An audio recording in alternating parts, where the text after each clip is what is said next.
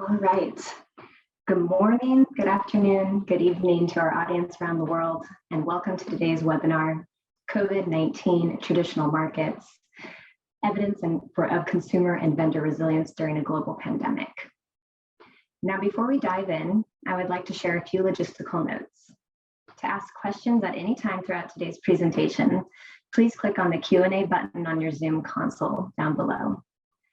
And today's event will be recorded, so after we are done today, we will put it up onto the GAIN website where you can find it accessible. And with that, my name is Teal Yalch, the Project Manager for Operations and Partnerships for EatSafe at the Global Alliance for Improved Nutrition. Now, I know you're all used to seeing Bonnie McClafferty here in the hot seat, but I'm filling in as we allow Bonnie to begin her retirement. And at the end of today's presentation, I'm excited to briefly introduce EatSafe's new Chief of Party. So let's begin.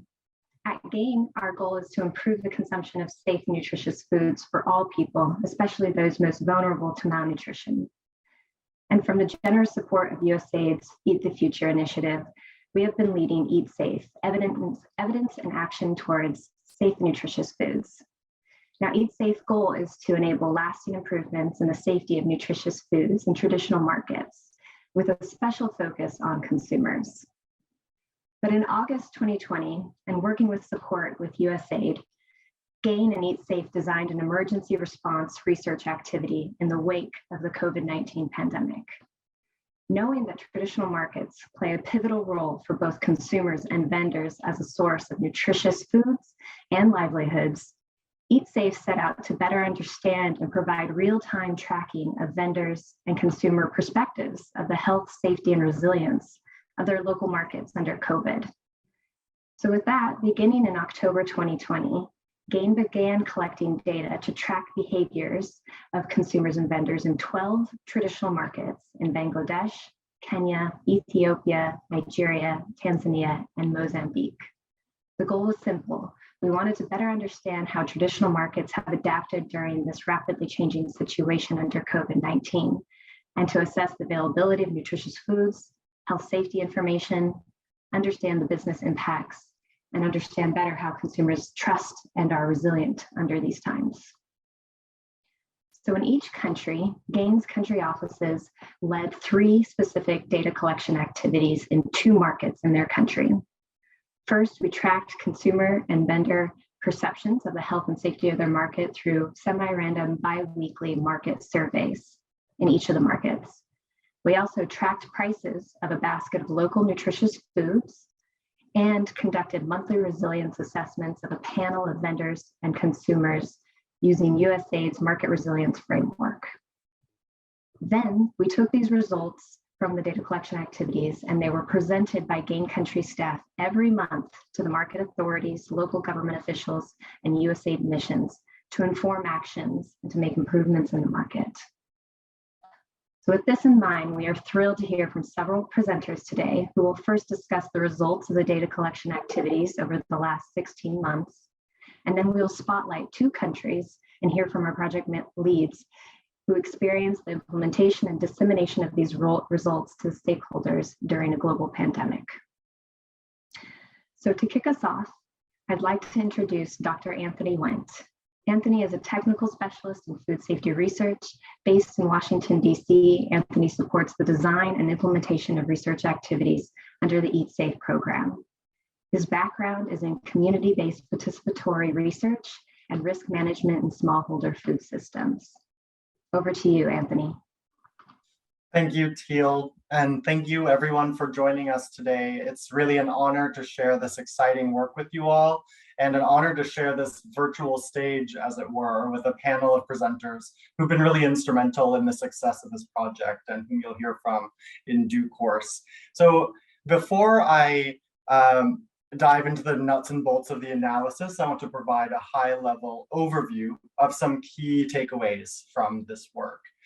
In general, the analysis that I'm going to present today focused on 3 central themes, namely the effects of COVID-19 on consumer attitudes and behaviors in the marketplace.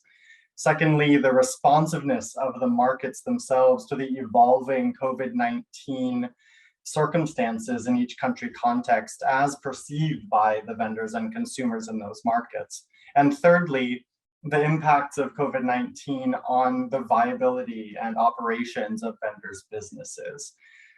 So just very briefly, regarding that first theme, the consumer behaviors, it's notable that concern levels about COVID-19 really mirrored the local epidemics in each country, and I'll dive more into that in a bit.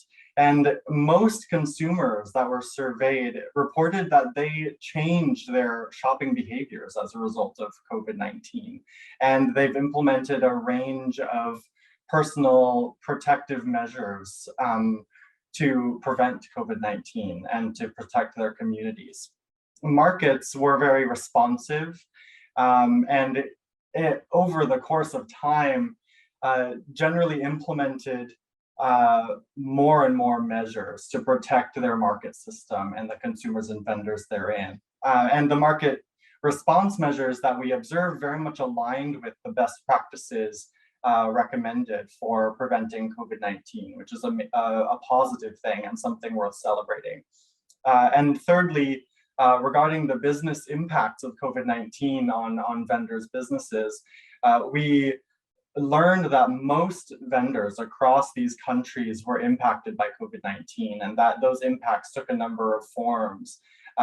But really, vendors were most concerned about impacts on their revenues, on consumer foot traffic and their sales.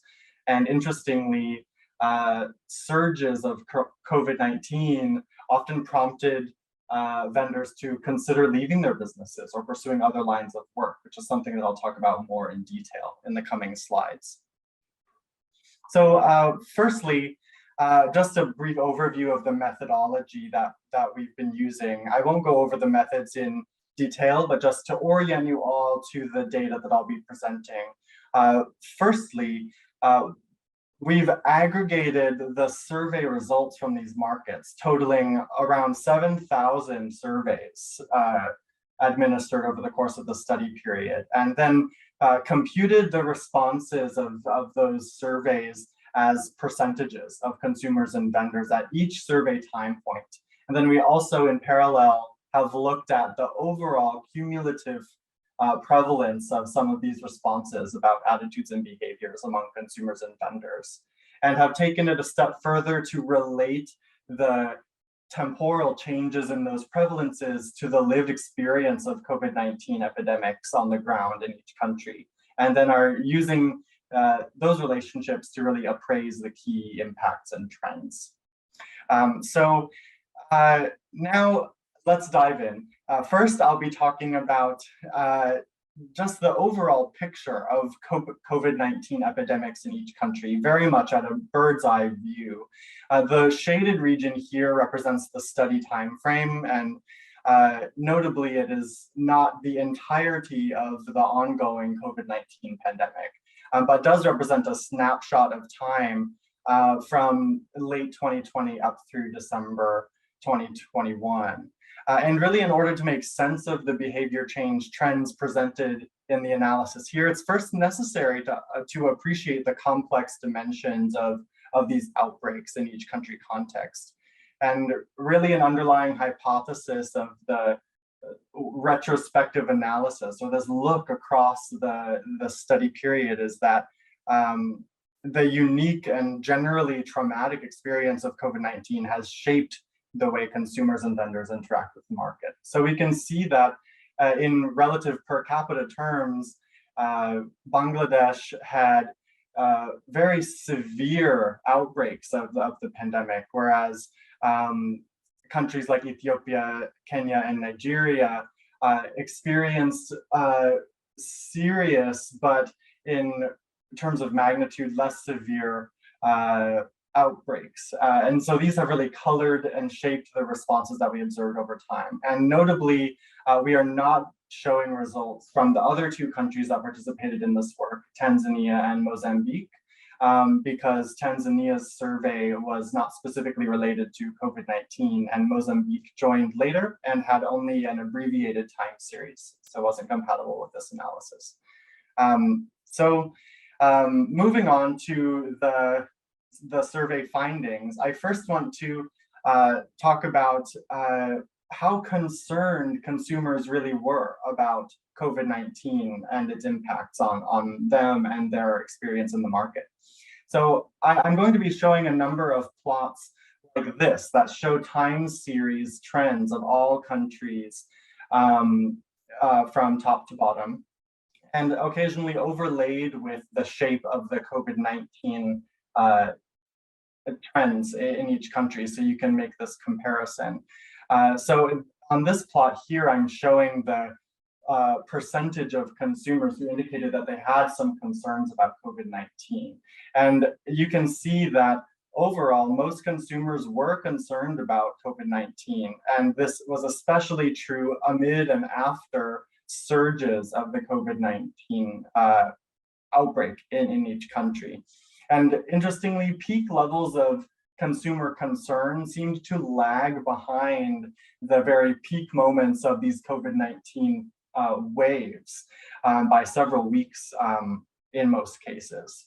And interestingly, times of the highest concern sometimes aligned with periods of low case loads, which may indicate that concern translates into effective precautionary action, or that the system is really responding to increased public perception of risk.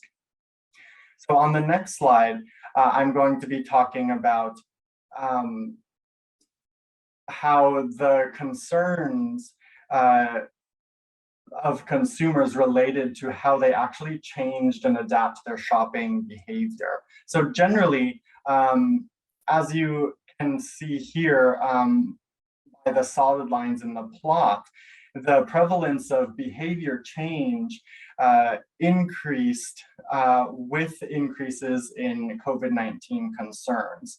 And really one of the most interesting findings on this topic is that the changes in shopping behaviors in some sense outlived the prevalence of concern. And this could be for a number of reasons, such as continued enforcement of best practices or mandates in the marketplace, or additionally, it could be a result of social norms or possibly of longer term changes to consumers' experiences in the marketplace. And further tracking might give us more clues about exactly what could have led to this persistence of changed behavior, even when concern levels had waned. So on the next slide, I want to be talking about the second thematic area that I mentioned, which is about how consumers and vendors perceived the actions of their markets, namely the actions that they were taking to ameliorate the risk of COVID-19 to the patrons of the markets and to the vendors. So while the market managers may have been and likely were implementing measures that were unseen by the consumers and vendors, the measures that are listed here, which are those that were visible and perceived by the consumers and vendors, are sort of a barometer of how much faith the consumers and vendors had in the integrity of their markets as institutions. And so the findings are really, really interesting. As pictured in the graphs here, most consumers did perceive some specific actions of their market to mitigate COVID-19. And usually the percent of consumers who noticed some market action remained high. And in cases such as in Bangladesh, the visibility of these market response measures somewhat tracked to the extent of the COVID-19 outbreak in each country. So this is quite interesting because as we have observed with concern and the level of changes to shopping behavior, the prevalence of these actions very much did track with the experience of COVID on the ground. And with the exception of Nigeria, the prevalence of observed market actions did seem to increase over time. And likely some of these actions are still in effect today, even though we don't have data up till the present. On the next slide, I want to give just a brief snapshot of what these specific market responses were that consumers and vendors were identifying. In general, the practices aligned well with global COVID-19 prevention best practices, signifying that the market systems were receptive to and at some level complying with the guidance that they were receiving. As shown here in the plot, which represents totals of all surveys, as I mentioned, around 7,000 total surveys. We can see that the most commonly reported actions taken by the market that consumers noticed were related to personal protection, particularly mask mandates, both for consumers and vendors. Hand washing and sanitizing stations were observed by about half of respondents, with the greatest prevalence among Kenyan consumers. And other measures were less common, especially if linked to logistical or operational challenges, such as enforcing social distancing, which is notoriously difficult in a traditional market setting, or the routine cleaning of the market, which could have other complications or logistical hurdles attached to it. So this plot, it should be noted, shows only those responses of consumers that were surveyed. But for the sake of time, I won't be showing the vendors' responses. And overall, just note that the vendors' responses and actions that they perceived were generally comparable to those perceived by consumers. So it looks like these were equally visible to consumers and vendors. On the next slide, I want to touch on that third thematic area that I mentioned earlier, namely the impacts of COVID-19 on vendors' businesses. Across countries, as is shown here by the dotted lines in the plot, a majority of vendors reported that in some way COVID-19 did impact their businesses. And during the study period, the prevalence of these business impacts did decrease somewhat over time, especially in Ethiopia and in Nigeria. And it's unclear what the reason for this could be, but it could indeed be an indication that vendors might have begun adapting to a new normal, or that they had started to overcome any supply chain or business hurdles that they could have faced earlier on in the pandemic. And this adaptation hypothesis is further supported by vendors' longer-term business outlook, which was part of the resilience work, which Catherine will be presenting on shortly. As indicated by the solid colored lines here in the plots, more vendors reported that they might not like to continue their businesses in the longer term during and after outbreaks in mid-2021. But the same was not true after outbreaks later in the pandemic, perhaps signifying that indeed they had grown more accustomed to the current state of things. And finally, I just want to end on a happier note on the next slide, which is that even though both vendors and consumers, oh, this is not my last slide, actually. I'll briefly glance at this slide. I know I'm running short on time already. Just to note about the specific impacts that vendors observed on their businesses. By far, those impacts were those related to their revenues, both in terms of the throughput of customers that visit their shops, and also concerns about decreased volume of sales, where fewer vendors reported logistical or transport difficulties. And with the exception of Ethiopia, supply chain issues did not seem to be a major impact. Okay, now I will move on to my final slide and end on a happier note, which is that even though both consumers and vendors were impacted by the pandemic, we as a program committed to food safety were pleased to note that throughout all of this, the pandemic did not seem to have a major impact on consumers' confidence in the safety of food that they were procuring at the market. So as you can see here, most consumers maintained high levels of confidence in the food they bought throughout the time series here, even amid surges of the pandemic where market systems were on high alert. So this is really a positive outcome and speaks to the readiness and the preparedness of these market systems to provide food that that consumers are willing to buy.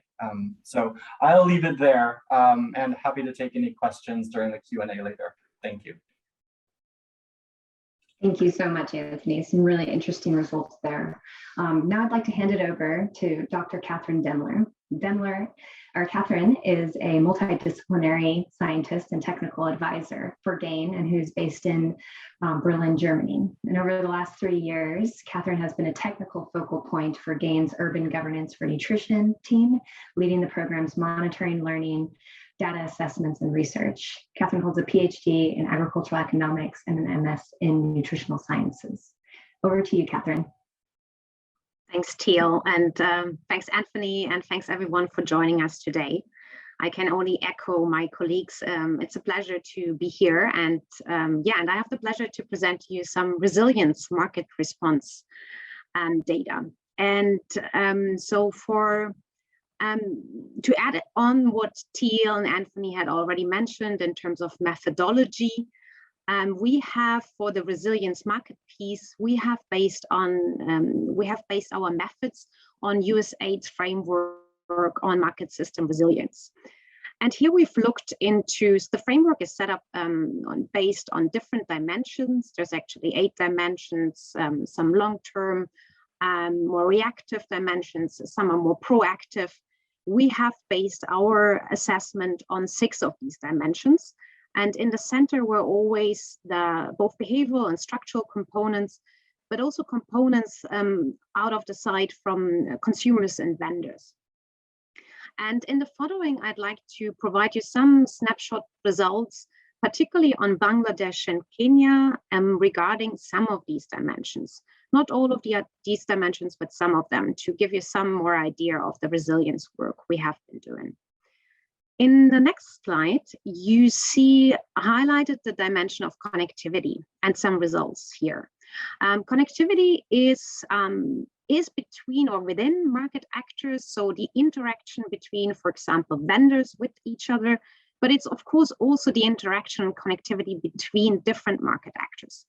And that's something we looked at in our assessment. So in the panel assessment on resilience market systems, we asked vendors in terms of the number of customers over time.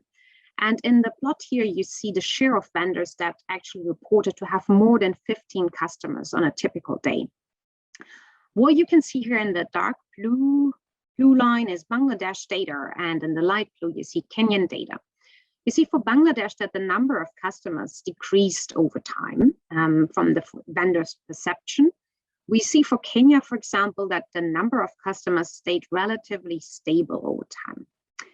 So that already indicates some differences in the countries. For another dimension, on the next slide, you see that the dimension of diversity.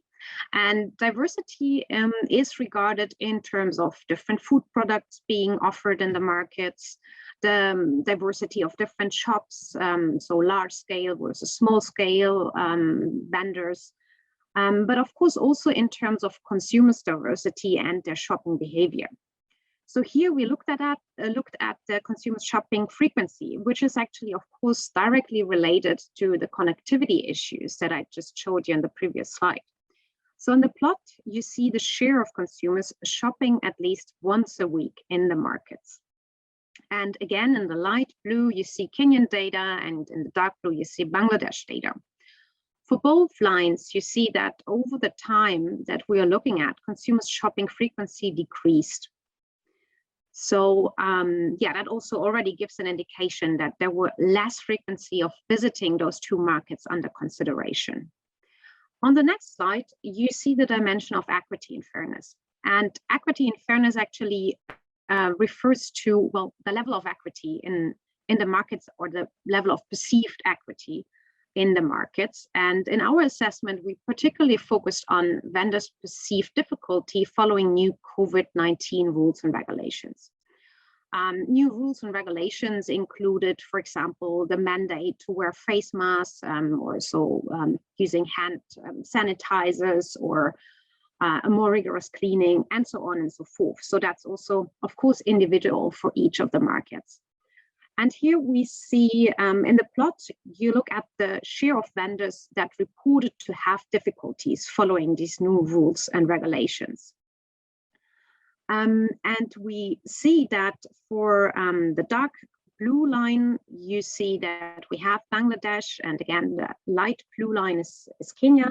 You see that for Kenya, vendors' difficulty following these new rules and regulations decreased actually over time. So they adapted to it and they had less difficulties implementing certain rules. For Bangladesh, you see that there is actually, while the difficulty decreased in the first months of our assessment, you see a heavy increase in July and the following months. And potentially this might be due to the nationwide strict lockdown regulations that were put in place in July 2021. But we'll hear later on in our more case study focus presentation from Simon on Bangladesh. So maybe there is other insights that that of course lead to that. But just to highlight that, of course, equity and fairness and other aspects in these markets, they have an impact on vendors and their businesses. In the next slide, you see the general consumers' perceived financial stability over this time of the assessment. And in the plot, you see the share of financially unstable consumers. So for Kenya, in the light blue line, you see that Kenyan consumers in our assessment perceived the financial situation it remained relatively unstable over time, and also relatively high, as you can see that almost, well, a share of over 90% perceived their financial situation as unstable. Whereas in Bangladesh, you see that consumers' perceived financial situation improved over time. And yeah, of course, that's also indicating that there is much different dynamics in different countries. On the next slide, and that's, I think, my last slide on the resilience piece before I go on with some price data, you see data highlighted in terms of business strategies. And business strategy, the dimension on business strategy, looks into, well, strategies, activities taken majorly by vendors, but also by markets to increase sales, to to actually remain or to remain selling their products. And here we looked into vendors' financial stability regarding their use of borrowed money to pay for unexpected expenses during COVID-19. And unexpected expenses include something like masks, but also sanitizers, or payment for staff who felt sick due to COVID-19. What we see for both countries actually is that there is a high financial dependency on borrowed money, paying for unexpected expenses due to COVID-19, and that this actually even increased over time. So summarizing on resilience data, or on the resilience aspect that we looked at in our assessment, we can say that, first of all, there are huge differences between the countries, and that's probably or majorly due to the different impact of the COVID-19 in these countries. But what we can see is also that there is a different regarding consumers and vendors and how they perceived the impact on their livelihoods. So, for example, we see that vendors might have a more long-term impact financially, but also on their businesses. Whereas for consumers in Bangladesh, at least, it seems that they that they're kind of catching up, or they feel less financially impacted over time. Whereas in Kenya, that's not the case. So that's just to give you some idea on this resilience data. And the next slide, I'd like to briefly give you some insights on our price tracking. And the price tracking was done bi-weekly in all of these markets. And we have collected prices on nutritious food items. And the items were selected Besides their nutritive value, we selected food items in 4 food groups, and based on their cultural acceptability, their availability, and their physical and economic accessibility. So here we have, that's an example from our fish price tracking in Bangladesh. And I've chosen that. So on the top plot, you see the historic prices over time from November 2020 to December 2021. And that allows us to actually look into a comparison between the years. So to kind of rule out seasonality, but to compare November and December 2020 to 2021 data. And that's something you can see in the below 2 plots. So on the left side, you see the average food price differences between those 2 months between the 2 years.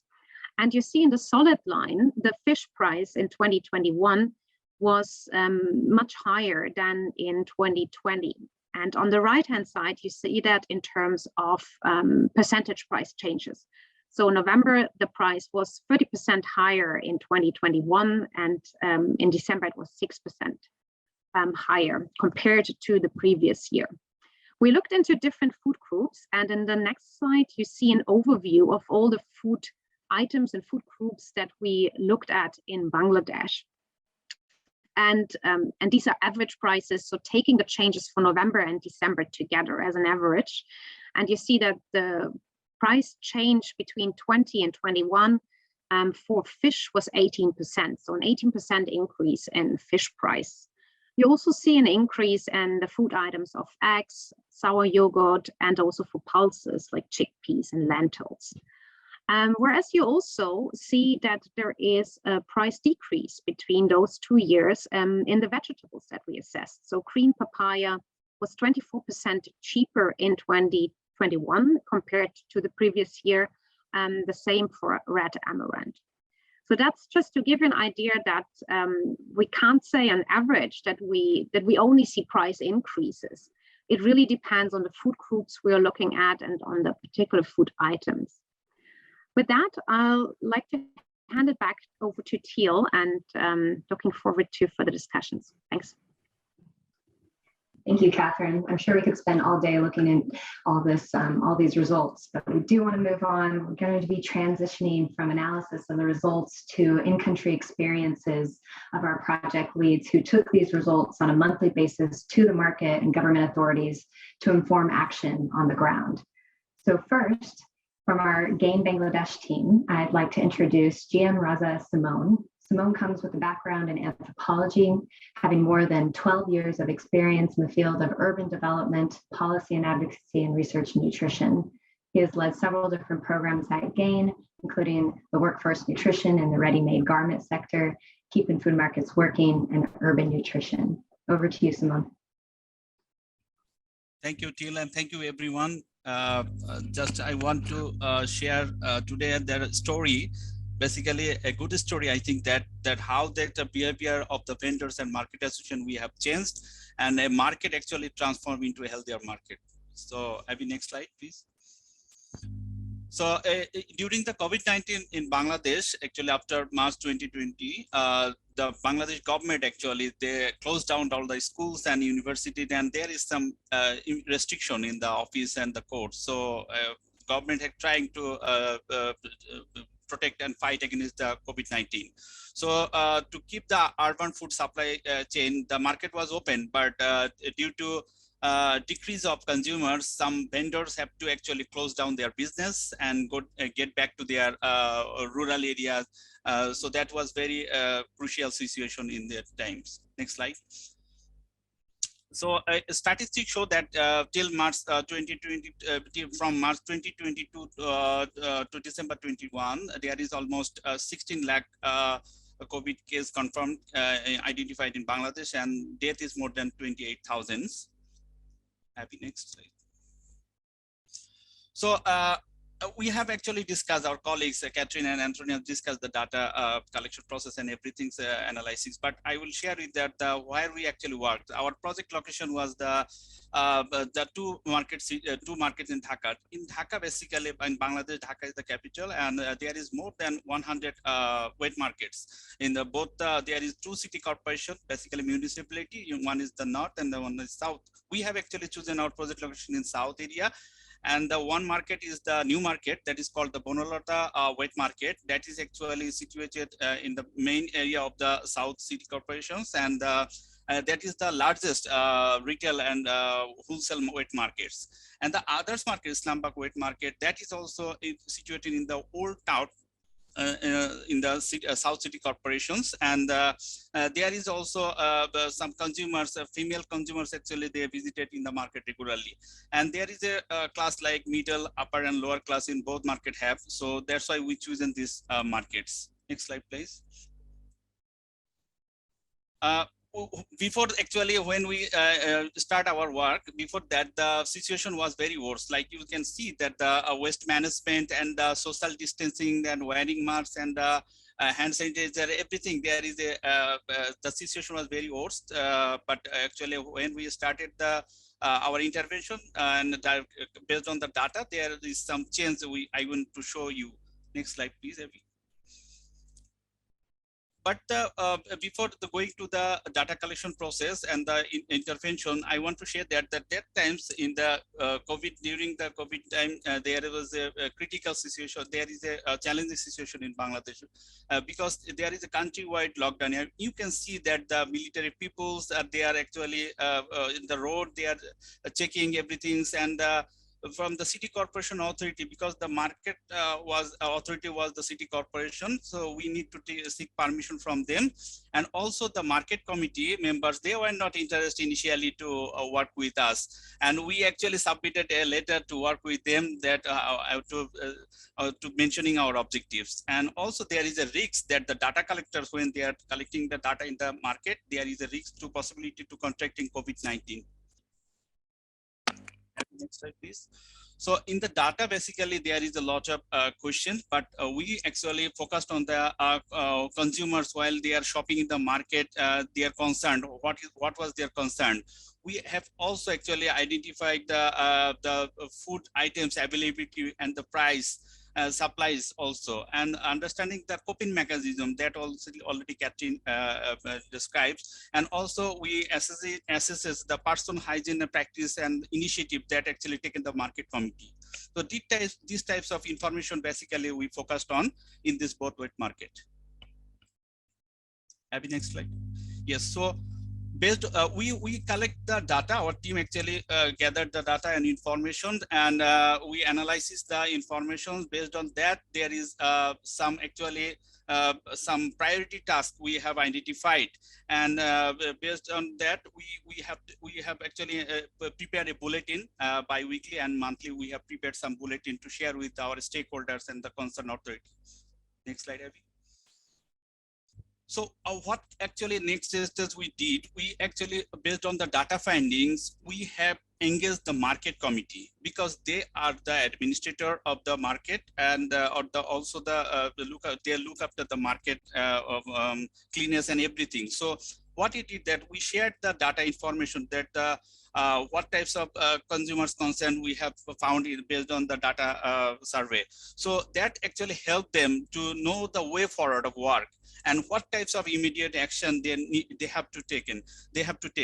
So that also assess the market committee to understand what is they are lacking actually. So that data actually we shared regularly with this market committee, and there is a lot of priorities in the action, but we have actually summarized that one. Next slide, please. This data also we have shared with the Dhaka City Corporation official, because in the lot of several meetings we engaged the official of the city corporations and the other stakeholders, and also the Bazaar committee. They also have a discussion in the city corporation. So we have shared this information on the city corporation authority as well. Abby, next slide, please. So what it did next, that City Corporation Authority and under the leadership of Bangladesh Food Safety Authority, we have actually formed a technical working group to actually, and this technical working group member was the Bazar Committee members, the vendors, the consumers, and the relevant government official. So what it did, this is a platform, this technical working group, based on the data findings, we actually shared the information in this technical working group. And the official of the City Corporation and the Bazar Committee members, they have decided and they prioritize some actions that what we have to do.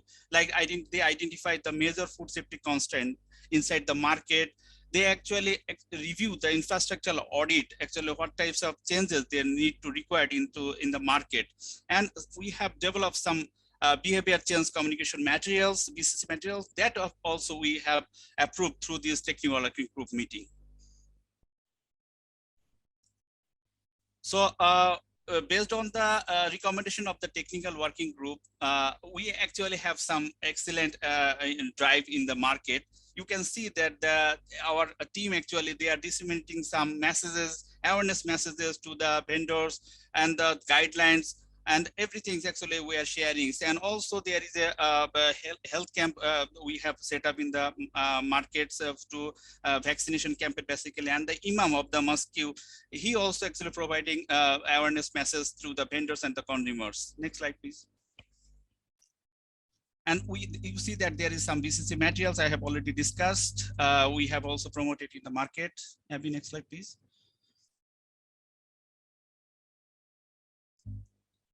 Abby, next slide, please. Yes, there is some infrastructure actually improvement we have did in the market. We have built some social distancing barrier for the both vendor and consumers. There is a public toilet. We have renovated it because there is a no separate chamber for the women and men. And also you see that there is a drainage systems in the market that have we improved. And for the vendors, we have established a pure drinking water stations, and for the women we have established a women restroom in the market. Next slide, please. And also there is the CCTV camera, audio messaging, everything actually we set in the market. Avin, next slide, please. Yes, so we have also arranged a vendor and consumer application program. What we did that we have bring together the vendors and consumer in the same platform, and also the city corporation officials and the market committee.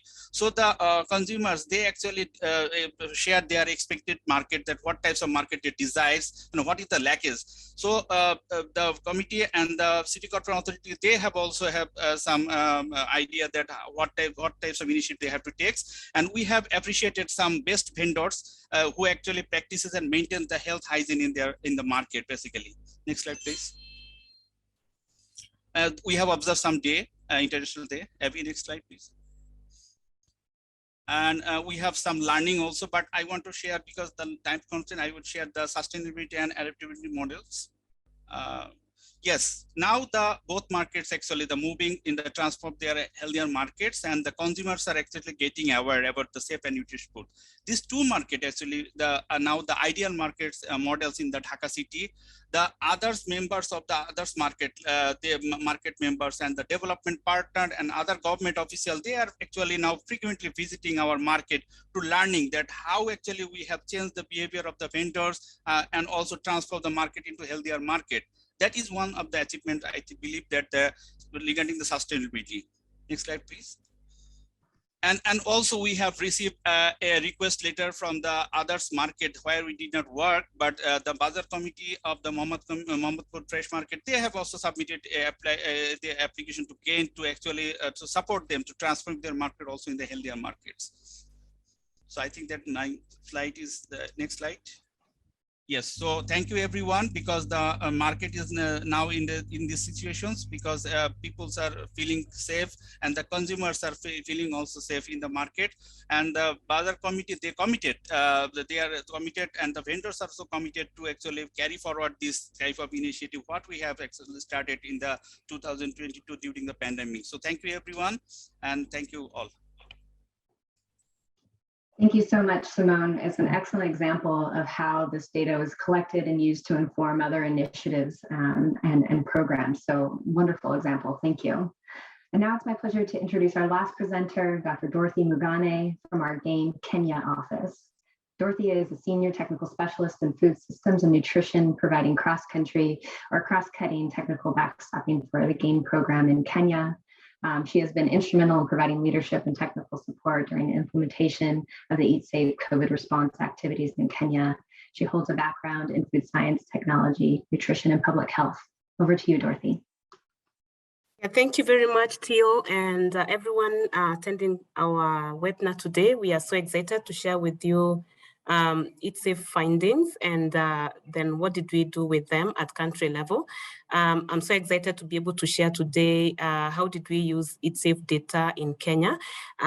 Yes, and Abby, I think we can move to the slides. It was the same in Kenya, more or less what was shared by my colleague with the partial lockdowns and to full lockdowns and restriction of movements, the dusk to dawn curfews and public gatherings being banned. Then what was the implication on the market systems? They were disrupted, and we came in there as EatSafe to collect data and see how did the vendors and the consumers navigate through the challenges that were facing them at that time. For vendors, it was a source of livelihood, and those were their businesses. For the consumer, they need to get their nutritious meal for every regular day. But then they had to do this within the constraints of COVID-19. And it was exciting for us to collect data during that time and understand what were their perceptions, how they adjust, what were their behaviors, and how did the market authorities also participate in making the market a better place. The next slide. Yeah, the statistics of COVID for Kenya actually can indicate to you very clearly the particular months where we had spikes in the COVID infection.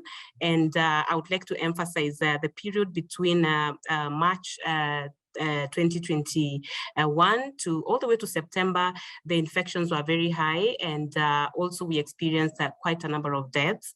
We can see a total of 5,000 plus deaths were recorded, and unfortunately about 322 and above cases were confirmed. In terms of the project sites, the project in Kenya focused on 2 markets, which were selected partly because of their uniqueness and the kind of service they render to the people, the consumer in those particular localities and other stakeholders. For example, the wet market in one county called Kiambu County is a very unique market that serves as a trade corridor for the northern counties in Kenya. Those of you that are familiar with Kenya, you know that the northern part of Kenya is quite dry and relies a lot on food from other counties. So this is one of the key counties that supply food to those counties. And it hosts about 2,500 retail vendors. In the case of Marikiti Market, which is located in a county that is called Machakos, it operates about 2,000 vendors pre-COVID, and we saw quite a drop up to about 800 vendors during COVID. And interestingly, this market serves up to 10,000 consumers on a regular market day. But then we saw that during COVID, this number of consumers reduced to about 4,000. So in the next slide, I'm going to show you, the next few slides, I'm going to show you the kind of work we did with the data that we collected from EatSafe. One of the key things you will need to appreciate is that the essence of collecting this data was actually to provide reference or evidence to trigger immediate actions and you know, by the market authorities and the county governments to be able to make the market a more safe place for consumers to visit and access their nutritious foods, as well as vendors to be able to operate. And we used a COVID response unit that really comprised of the market association members and members of the county government, as well as stakeholders from right within the market as vendors themselves. So some of the findings that came out of this work, if we can go to the next slide, Abby. In the meetings that we held regularly with the stakeholders, one of the key things that kept coming up was the need to improve governance of the market system through regular dialogue. And we are so glad that the platform that we created, the then COVID response unit, continues to stand actually as a reference platform for engagement between the market associations and the vendors, as well as the market, as well as the county government officials. We saw a surge in the need for the county government to reinforce compliance during the time of COVID, and the essence of market committees taking up responsibility to be able to make this work possible. So there was a lot of collaboration because of the regular engagements that we held to share our data. And above that, we actually noticed that the county government referenced our data to be able to inform investments and actually to be able to get additional partners that could be able to work with them through the period of COVID for more interventions in the market. And in the next slides, I'm going to show you how actually the various levels of engagement triggered a lot of support for the market committees. At the national level, we had a national technical advisory committee that worked very closely from a policy perspective to sort of strengthen the subnational activities and to also provide that technical backing as the COVID response unit operated at the market level. If we can go to the next slide. This is one of the outcomes of our data. We had the data-driven market social behavior change communication, because as we collected data from the market, we discovered that apart from the mandated activities around masking and social distancing and hand washing, there were other needs that were not really addressed. And one of those was the need to create awareness around COVID, because at the beginning of it, people were in doubt that actually COVID is real. But as we continued, people started getting affected at personal level, and then they felt a bit vulnerable because some of them were not sure that this disease actually existed. And so then it was necessary for us to quickly come up with strategies to drive a social behavior change around COVID. And some of the materials that were shared can be seen there. Besides the physical posters in the markets to create awareness, we had trainings at the market level to empower the vendors, who are then actually the voice to the consumer as they came to the market. And then we were also able to use social media dissemination strategies to be able to reach a wider audience. Maybe to the next slide, Abby. This is an example of some of the interventions that were informed by the EatSafe data.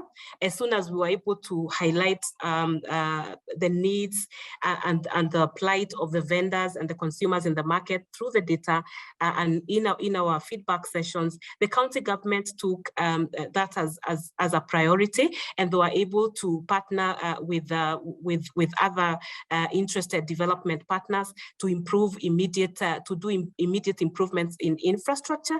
For example, this photo shows you some of the conditions that existed before in the public toilets, and this happened. Maybe in the next slide we can also see how there was need to provide flowing water in the market, and so the county government prioritized hand washing, and it was difficult actually to communicate about, to drive the message about wash your hands if there was no water available in the market. So this became so critical, and the county government was able to prioritize in partnership with the market association, who are then ensuring compliance at the entrances of the markets. And in the next slide, you can be able to see additional hand washing stations in the other market. Going further, you can be able to see in the next slide some of the ways ways in which EatSafe data actually provided a foundation for sustainable actions in a way to prepare the market system for future shocks. COVID was indeed a shock, but then were we going to sit back and wait for another shock to appear for action to be implemented? And so there were a lot of dialogue sessions where we engaged the county government, the national government actively, and informed by the EatSafe data, it was actually discovered that we were generating very important real-time data. But then what are we going to do with this data post the activity period? Were we going to just shelve it and forget about it? And so the whole task to sort of accumulate that data in a digital manner that can be able to inform interventions as challenges come, and to be able to address challenges as they come. So the smart market model was also informed. The national dashboard, subnational dashboards were informed by the same data. And the most interesting thing that is currently still going on is the need to consolidate all the policies that speak to the food system that are somehow disjointed and domiciled in different places. And it's a bit difficult to even implement them at the subnational level. So in the next slide, I'm just going to show you one of the learning events that happened because of demand. This was actually demand driven because the National Technical Committee held us to task to be able to create a bigger forum where this kind of data could be shared with all the counties. We have 47 counties in Kenya. We did this work in only 2 counties, and they felt like it was not going to be fair to just stop the work there before hosting a national event. To be able to disseminate the information that we gathered from the markets, and probably also provide a learning for the other counties.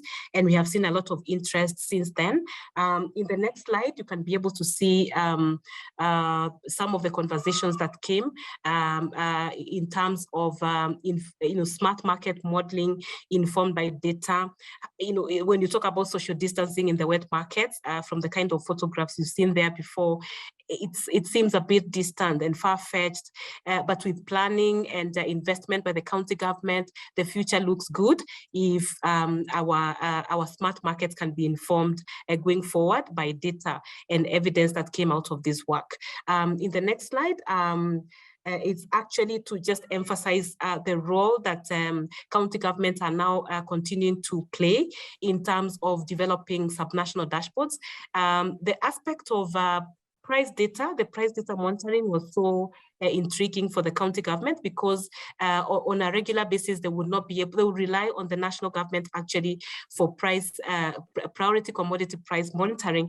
And this would happen only on a monthly basis. So it would be a bit difficult to inform the vendors or even inform the other players within the various supply chains about markets. And this became a key driver for the county governments to think about subnational dashboards. And we were able to actually to appreciate the role that one of the counties played in getting more partners to be able to work on like a pilot project right during the COVID season to see how a dashboard would look like at subnational level. And we are so happy to know that going forward, as these dashboards are being developed, at least we have a way that EatSafe data has provided some sort of insights in terms of vendor and consumer behaviors, and also holding accountable the market authorities, and also that regular price data that is available that can inform various actors within the food system. And that brings me to the end of my presentation. I look forward to further engagements during the question and answer session. Thank you, and over to you, Teal. Thank you so much, Dorothy, and truly amazing work that you've been leading in Kenya. So we have very limited time, but we do have one question from the audience that I think is perfect for both Dorothy and Simone. So Dorothy, I'll turn it back to you first and then Simone. But the question is, what is needed to scale these best practices in other markets in Kenya and then in Bangladesh for Simone, in terms of what kind of resources, enable environments, and policies? So I'll give you about a minute each, and then we got to wrap up. Yeah, thank you very much, Teal. That's a very interesting question because it would come up every other time we have our feedback sessions. And one of the things that came out and why actually we spent time in a policy scoping workshop with the same stakeholders that we worked with at the subnational level, at the national level, was to ask ourselves, so how do we close the gaps that we are seeing now? How come our markets are in this state? Where have we been? Don't we have policies that can speak to this, that can provide an environment for investment, for example? And you know that became a key gap that was very obvious and that needed to be addressed very quickly. So getting to scope for all the policies that exist and also see whether there are any gaps. Do we need to come up with new policies? Is it that the policies that exist need to be implemented at the sub-county level? And actually that came out very strongly that if these policies that are already existing at the national level are disseminated adequately at the county level, then it will be possible for the county governments to plan and to invest towards improving the food, the market systems and the entire food system in general. Thank you, and over. Thank you, Dorothy. Wonderful. Over to Simone. Same question. What is needed to scale these best practices? Yes, thank you. Basically, there is different types of intervention we have taken in these two markets. Basically, in the policy level, you see that there is a technical working group we have formed, and different ministry and different sector government officials and the members, stakeholders, and the partner development part, they all participate. And the infrastructure related improvement, there is some basic infrastructure improvement we have improvement, and also Bazaar committee, they have also funding. There is a co-funding basically from the Bazaar committee, and also there is some awareness materials and development activities we have actually in the market, but we have get support from the basket committee and the local representative from the city corporation authority. So in the two market, basically initially, if you see that we have spent like in the last 2 years in one market, and the capacity buildings of the vendors, we have actually spent totally 100K for the each markets in the Bangladesh last 2 years. So that is the actually some now example for the others markets. So if anyone can scale up, there may be actually ups and downs, but hopefully there need to some different types of intervention. People, vendors, they are a businessman. They love to earn daily through their business. But if you want to change their behavior, you need to think about the out of box. So that types of initiative and actually materials we need to develop. So that we did in Bangladesh. Thank you. Thank you so much, Simone. And thank you to all our presenters. Unfortunately, we have to wrap up here. I know we could go on longer, but we want to be cognizant of the time. So just a special thank you to all the teams at our GAIN offices for all the excellent data management firms that we worked with. Everyone worked tirelessly under very difficult circumstances to implement these activities. And thank you again to the global team for their support on this effort as well. And finally, one final announcement. As we announced during our last webinar, our dear Bonnie McClafferty has officially retired from GAIN and EatSafe. We thank her for her leadership and commitment to nutrition and food safety, and of course, wish her a very relaxing and well-deserved retirement. And we're also excited to announce EatSafe's new Chief of Party, Dr. Richard Pluk. Richard most immediately comes to us from the private sector, where since July 2020, he's worked with Bayer Crop Science. And then prior to Bayer, Richard spent 15 years at FinTrack, where he served as Deputy Chief of Party on several USAID programs in Tanzania. And he received his PhD from the University of Florida at Gainesville in entomology and farming systems. So very warm welcome to Richard. And then with that, that is the end of today's webinar. We want to thank you all for joining, and thank you to all of our wonderful presenters. As a reminder, all of the EatSafe code reports by country are available on AgriLinks and the GAIN website. And please don't hesitate to reach out if you have any questions. So thank you, and as always, stay safe and eat safe.